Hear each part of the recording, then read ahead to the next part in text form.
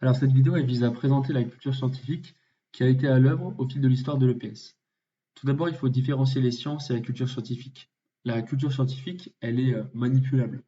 Ça représente quelque chose de plus grand par rapport à une science donnée. C'est de cette manipulation qui va permettre à l'enseignant de garantir son enseignement. La culture scientifique, elle s'envisage comme un ensemble de connaissances qui sont estimées souhaitables de maîtriser et il y a le choix donc de référents scientifiques en EPS qui vont faire l'objet de débats internes. D'abord aussi, ce qu'il faut comprendre, c'est que la culture scientifique et les sciences, elles ont plusieurs rôles, elles en ont deux. D'abord, un rôle de légitimation, c'est-à-dire que la science, ça va apporter une caution, elle va montrer le bien fondé de l'existence de l'EPS, mais elle a aussi un rôle de rationaliser, c'est-à-dire qu'elle permet de rationaliser la pédagogie, les pratiques professionnelles, ils viennent corroborer des choix, ils déterminent des méthodes à utiliser, et ils peuvent aussi permettre, cette culture scientifique et ces sciences, de comprendre l'individu agissant et l'EPS. Donc on va voir que au travers des sous-bassements scientifiques, il va y avoir une hiérarchie entre des cultures de référence au fil de l'histoire de l'EPS, que cela peut impacter et a impacté la formation des enseignants. Et donc ça peut rendre compte donc, de l'uniformité des enseignants qui sont informés par et dans les organes de formation, mais aussi des enseignants qui vont être différents selon la culture de référence à l'œuvre à une époque donnée. Alors, entre 1918 et 1945, les sous-bassements scientifiques ont principalement comme référence les sciences dures qui vont dominer les conceptions de l'EPS. On pense notamment à de la physiologie, à de l'anatomie et à de la biomécanique. Les anciens EPS s'appuyaient principalement sur les travaux de Démony et les sciences avaient principalement un rôle de justification mécanique. Il y avait aussi Tissier qui développait l'idée d'une EP qui s'appuyait sur des sciences biologiques, avec ici une approche eugéniste.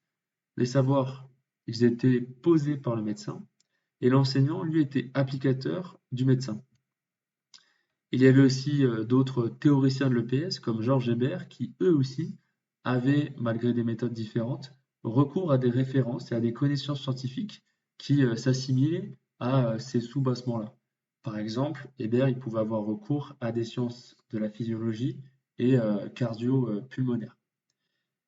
La compétence de l'enseignant pour Hébert, elle est juste différente, c'est-à-dire que la compétence de l'enseignant, elle est principalement issue de son expérience. Ici, c'est plutôt la culture technique qui est au premier plan par rapport à une culture scientifique. Donc, les sciences et la référence de ces sciences-là, elles sont en relation avec un contexte sanitaire suite aux guerres mondiales. Et les sciences, elles ont un rôle de justification. Elles apportent une caution scientifique à l'activité corporelle et de l'enseignant. Entre 1945 et 1968, les soubassements scientifiques vont se renouveler et le discours scientifique va connaître un amollissement des sciences dures avec l'avènement des sciences humaines et sociales. On pense à la phénoménologie, on pense à la psychologie, à des références à la psychanalyse avec Claude Puget-Renaud, mais aussi à de la sociologie critique du sport avec Jean-Marie Brom. Il y a aussi des sciences qui se basent sur une approche psychocinétique. On pense là à Le Boulch avec l'éducation par le mouvement. Les références aux sciences ici, elles sont en rapport avec une visée compréhensive de l'activité de l'élève. Il y a un renouvellement du regard sur les dimensions perceptivo-motrices et il y a une conception qui est plutôt fonctionnelle du mouvement humain. Il y a aussi des perspectives qui sont interactionnistes entre le sujet et le milieu. Là, on pense aux travaux de Piaget et de Vallon qui se sont concrétisés avec les stages FSGT, les stages Baquet, qui vont se référer à la psychologie et à la manière dont le sport peut faire apprendre et à la manière dont l'élève ou l'enfant, plus généralement, interagit avec son milieu pour apprendre. Alors de 1968 à 1984, les sous-bassements scientifiques vont là encore une fois se différencier. La culture scientifique de référence, elle est autour des théories de l'apprentissage moteur et notamment du cognitivisme dans les années 80. C'est l'option théorique fondamentale sur laquelle tous les travaux didactiques à cette époque seront étayés.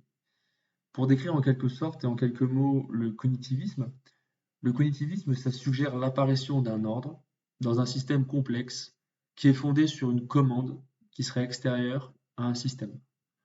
Le comportement moteur, il est considéré comme prescrit par des règles d'action qui sont euh, antérieures à ce comportement, et notamment sur un concept, le programme moteur généralisé, autrement appelé le PMG.